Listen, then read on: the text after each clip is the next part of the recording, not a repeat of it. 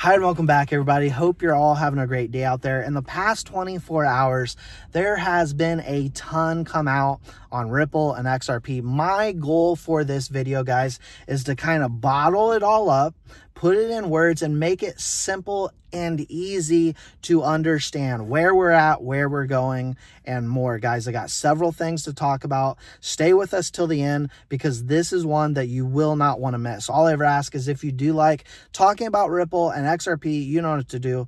Drop an X, smash like button, and share the video. Let others around the world know what is truly happening in this digital revolution. First and foremost, guys, I want to say, as I always say, this is molt media, not mass media. The mass media will lie to you every time. They cannot be trusted. In fact, CoinDesk has done it again. They've put out FUD on Ripple, essentially put lie after lie out as a hit piece on Ripple.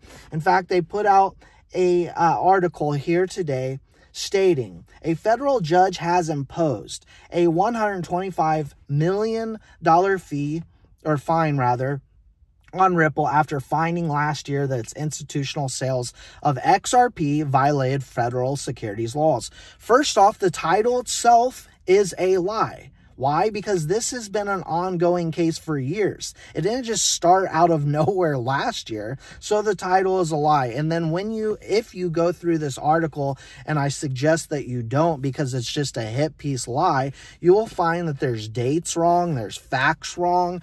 They're essentially saying that the SEC is 100% going to appeal what just happened with Ripple getting a big victory yesterday, which isn't the case. And I'm going to talk to you about that in the end of the video.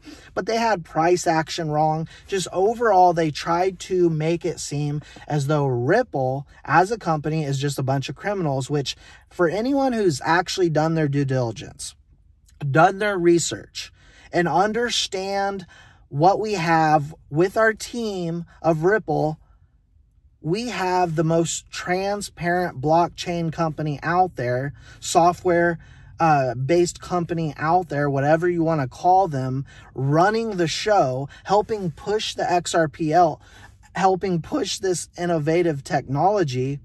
And they've done it in a very transparent way in which every single quarter we see exactly what's going to happen. So enough on my rant there. Brad Garlinghouse put out the SEC asked for $2 billion.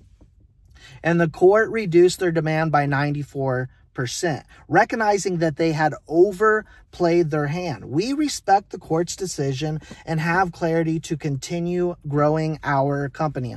First, I want to stop right there and say, look, that was the issue all along. From the get-go, from the beginning, there was never any clarity. So how can you do wrongdoing when there's no clarity to begin with? SEC never provided Ripple with any kind of clarity when they began this lawsuit.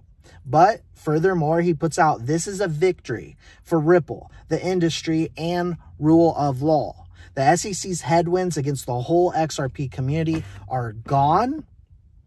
And guys, now we can move on. Now, also, I do want to touch on this right now because no other YouTuber that I see, at least, I don't follow them all, is talking about this. Yesterday, something big came out, and that was out of the UAE ecosystem, the DIFC, which is huge, guys. Innovation Hub, a central player of blockchain. I got a whole nother video I did yesterday. Go back and watch that if you want a little bit more details on this.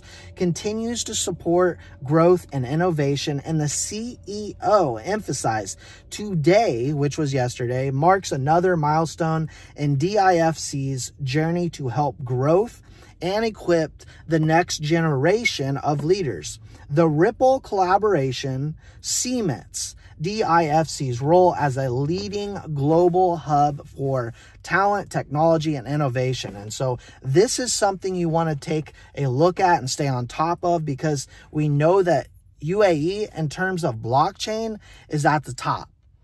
And the compliance there really isn't any compliance issues. And we know that Ripple is going to 100% dominant in the Middle East, and XRP, specifically digital asset, is going to be utilized in a big way in the Middle East. Now, also, can Ripple sell XRP to institutional investors.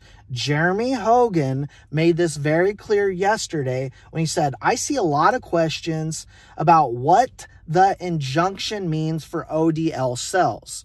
I don't see it as changing the status quo at all for the following reasons. As he stated, Ripple has stated the majority of XRP and ODL sales are outside the U.S. jurisdiction and not subjected to this ruling.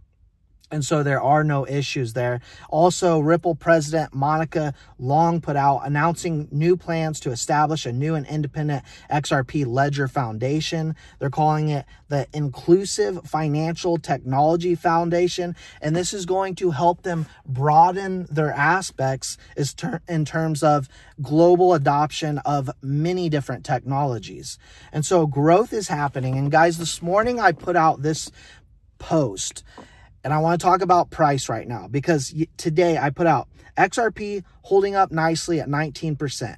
Not sure why on YouTube there's comments flooding in on why didn't the flip of the switch happen yesterday. And we immediately go to $1,000. This is very important to understand. Because it's not that hard to understand. The price is dictated largely by the market right now still. If you look at the market, what happened yesterday, everything was down except for XRP. Bank of America, for example, which we know has worked with Ripple in the past, is working with Ripple in the future, a partner, right? As an example, is not sitting around waiting for a call from Brad Garlinghouse with billions on hand to buy up XRP in 5 minutes after the ruling. They have board of directors, teams, business. They have to lay this out, right? And make it happen, as well as make sure there's no appeal. And so there are a lot of people fearful of appeal. If you ask me, my personal opinion, it would be absolute political suicide for Gary Gensler and the SEC to appeal this case. I do not believe it's going to happen. There's a ton of pressure on the SEC, a ton of pressure on Gary Gensler. Don't just take it from me. You can look just about anywhere out there. All experts agree with this. I do not believe, based off what Brad Garlinghouse said, that he's going to appeal it. It appears that he respects the order. He probably disagrees. No one, I think, agrees that they deserve any money because it's never been clear as to how to conduct business, really. However, my personal opinion is we don't see an appeal. We move on. Banks start utilizing this technology as they get with their board of directors and say, okay, the case is behind us. Now we can use the ODL services. We start seeing it open up shop here in the States, over abroad. We start making moves and get utility for XRP, guys, because the market doesn't matter. This is a utility coin. This is a use-based crypto that once the utility kicks in, that is when we get the flip of the switch. Those 1,700 NDAs we've talked about in the past, those are on the way. Let's see what unfolds. Make sure you have the notification bells on. I'm going to leave a pinned comment below with some links to our Telegram, Twitter, all that good stuff, X, right? And we will keep you informed on this channel. We'll see you all in the next one.